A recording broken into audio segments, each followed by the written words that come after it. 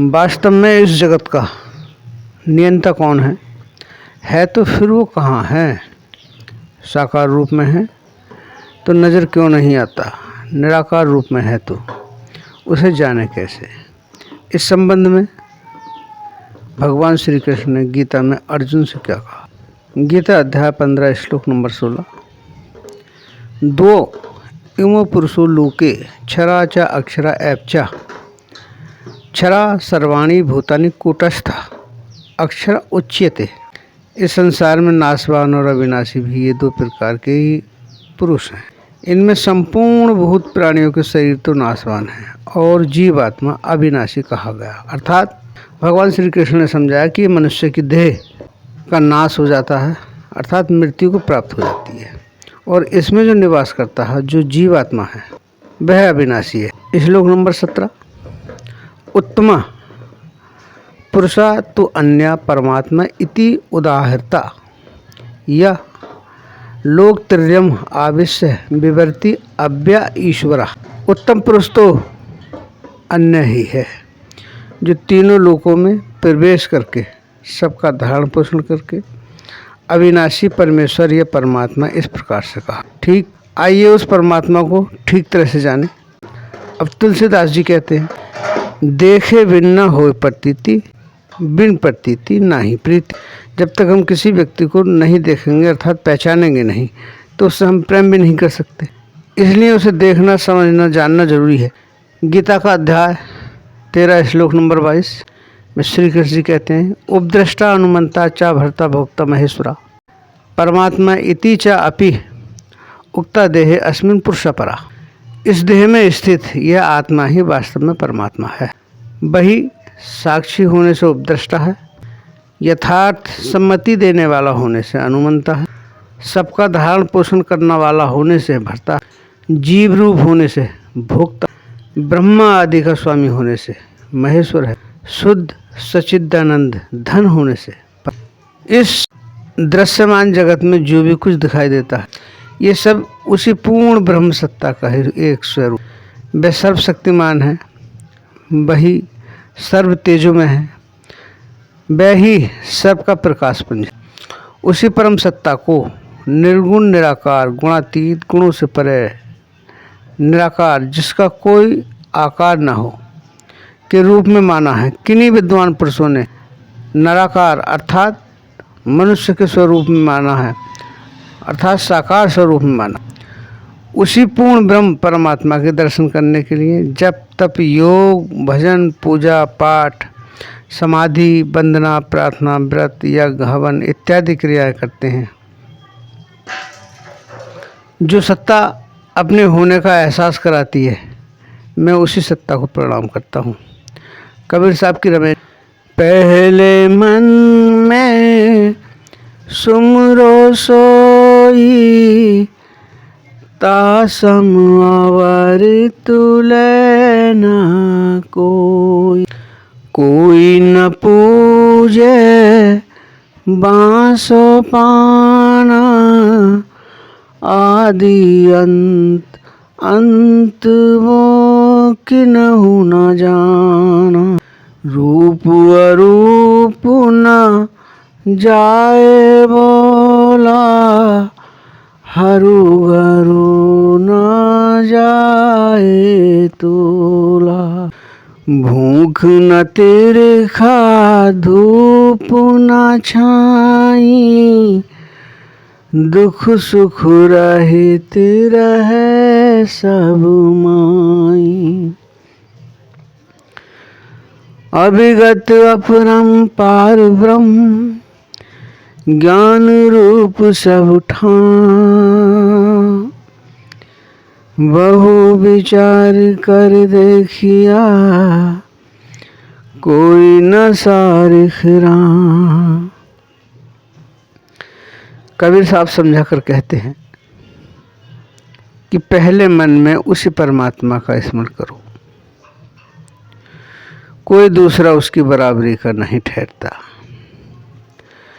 कोई उससे पार नहीं पाता और उसका आदि अंत कोई नहीं जान पाया। वह साकार है या निराकार है ये शब्दों में नहीं बताया जा सकता। वह हल्का है या भारी है, वह तोला भी नहीं जा सकता। उसे न भूख लगती है, न प्यास लगती है, न धूप है, न छाँव है। वह दुख और सुख से परे है और सब घट में मौजूद है। वह अविगत और अपरंपार है। वह ज्ञान स्वरूप है और सभी ठाव है। बहुत विचार कर देखा कि उस राम सरीखा कोई भी नहीं है। अब कबीर साहब दूसरी ज़माने समझाते हैं कि वह आखिर राम है कौन। तेहि साहिब के लागो साथा, दुख सुख में टिके रहो सनाथा। ना जसरत धर औतरियावा, ना लंका का राव सतावा।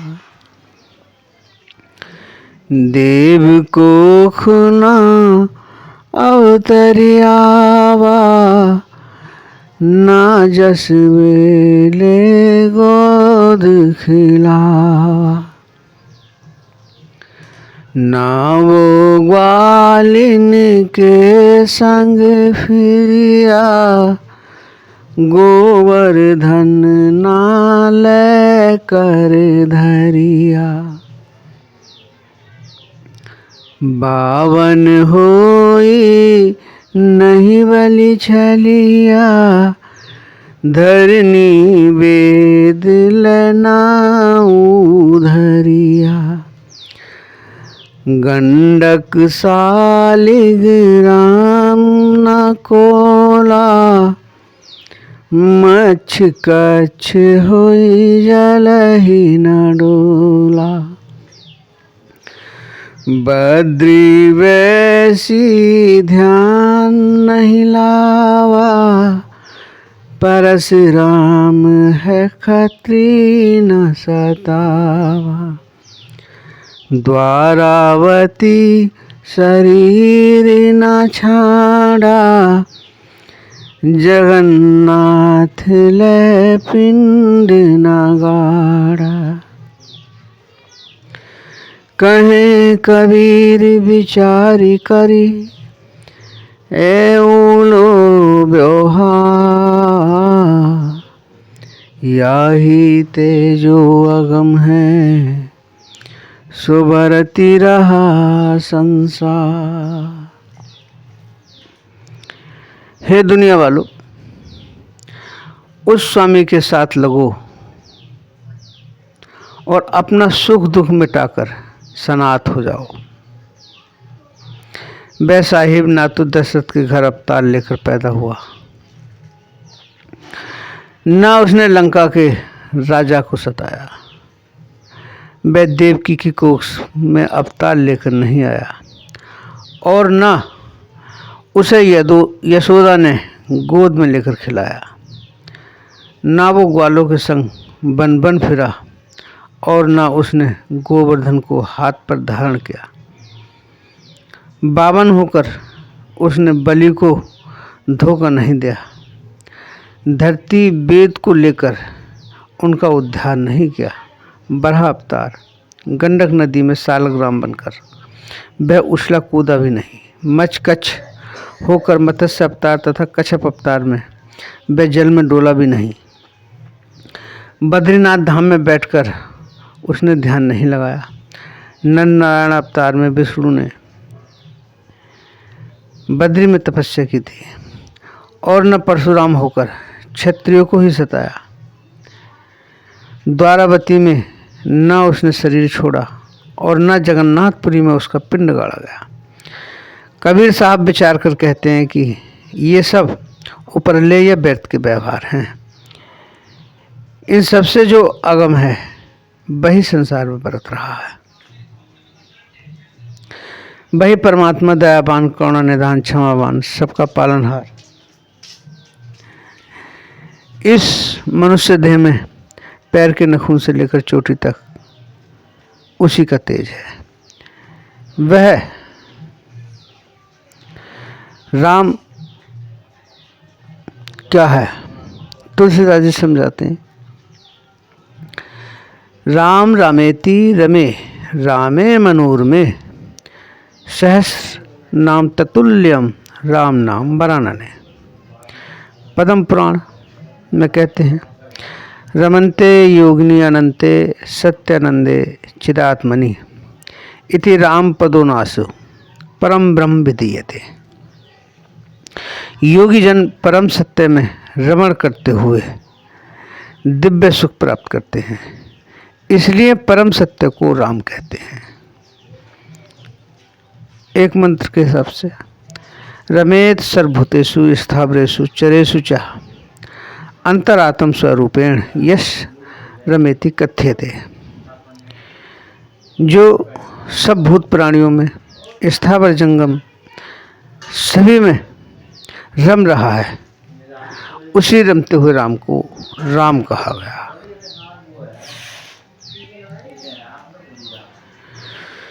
कोटि तीर्थ व्रत दान तप कोटि योग जप ध्यान कोटि ज्ञान विज्ञान मख तुलैन नाम समान।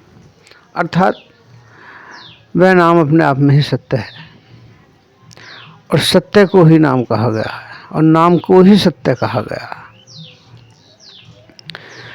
ते सौभाग्य मनुष्येषु कृतार्थ नृप निशिष्टम स्मरन्ति ये स्मारयन्ति हरे नामो कलो युग।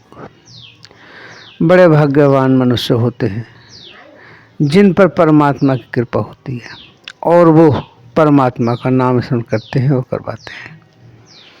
आइए उस परमात्मा से, परमेश्वर से एक विनय गीत, एक प्रार्थना के रूप में इस पद को गाते हैं।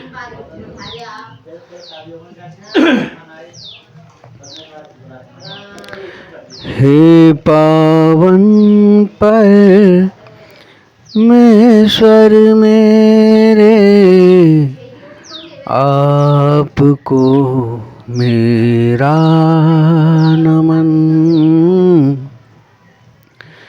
हे पावन परमेश्वर मेरे, आपको मेरा नमन। हो स्वीकार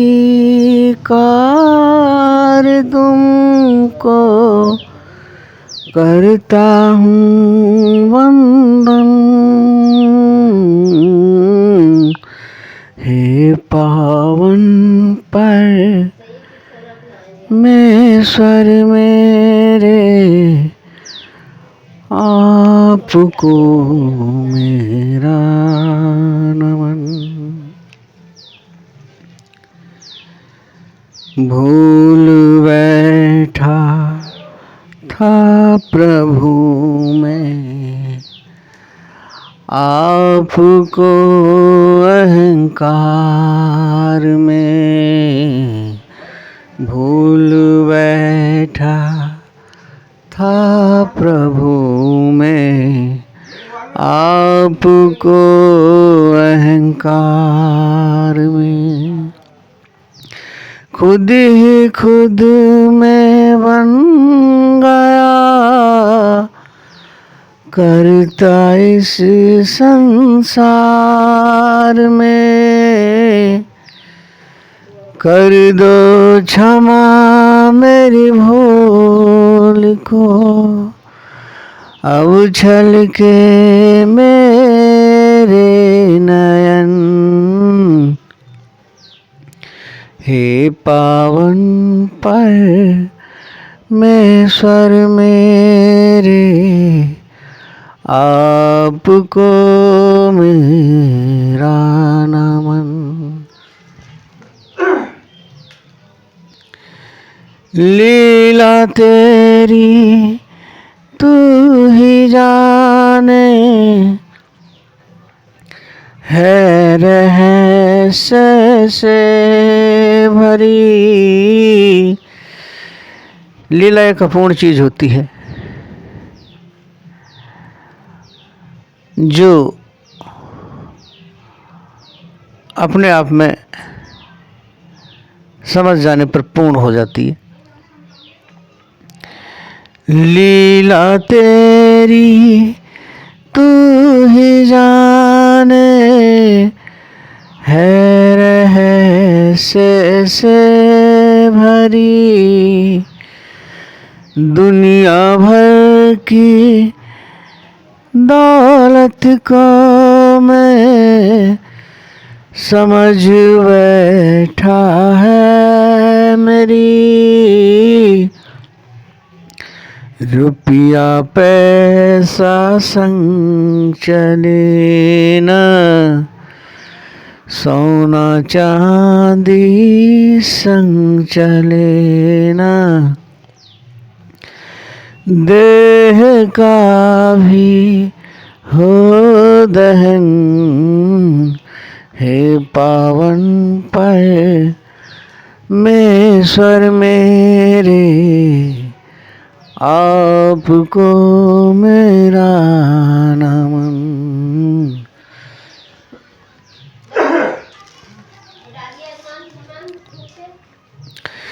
रिश्ते नाते दुनियादारी, औलाद भी अपनी सगी। छल कपट से प्रीत जोड़े, स्वार्थ की नीति लगी। सुख के साथी सब ही बनते, दुख में खुद ही है तपन। हे पावन परमेश्वर मेरे, आपको मेरा नमन। मोह ने बुद्धि विचलित कर दी, लोभ ने बांधा मुझे। काम क्रोध की जलती ज्वाला, बिन गुरु कैसे मिटे। मोह ने बुद्धि विचलित कर दी, लोभ ने बांधा मुझे। काम क्रोध की जलती ज्वाला, बिन गुरु कैसे बुझे। अब दया सतगुरु की रुकने, शरण में तेरी रहन। हे पावन परमेश्वर मेरे, आपको मेरा नमन। हो स्वीकार तुमको करता हूँ बंदन। हे पावन परमेश्वर मेरे, आपको मेरा नमन। ऐसे परमात्मा को जो करुणा निधान है, दयावान है, उसे देखने का, उसे जानने का हमारा मन नहीं करता है क्या? मन तो करता है, मगर सांसारिकता हम पर इतनी हावी हो चुकी है कि उस परमात्मा के विषय में जानने की फुर्सत ही नहीं मिलती। जो हम सांसारिक मिट्टी धन दौलत ढूंढ रहे हैं या संग्रह कर रहे हैं, ये तो सब यहीं छूट जानी है।